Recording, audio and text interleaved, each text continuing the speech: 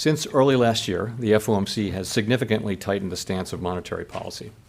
Today, we took another step by raising our policy interest rate a 1/4 percentage point, and we are continuing to reduce our securities holdings at a brisk pace. We've covered a lot of ground, and the full effects of our tightening have yet to be felt. Looking ahead, we will continue to take a data-dependent approach in determining the extent of additional policy firming that may be appropriate.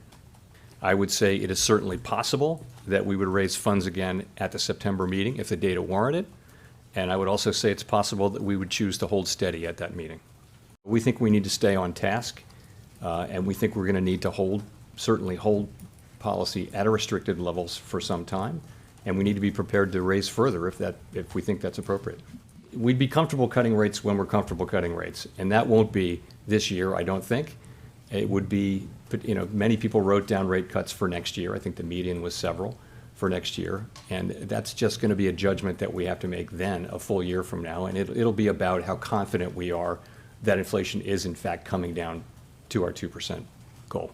It has been my view consistently that we do have a shot, and my base case is that we will be able to achieve inflation moving back down to our target without the kind of really significant downturn that results in high levels of job losses that we've seen in some past instances, many past instances of tightening that look like ours. So the staff now has a noticeable slowdown in growth starting later this year in the forecast, but given the resilience of the economy recently, they are no longer forecasting a recession.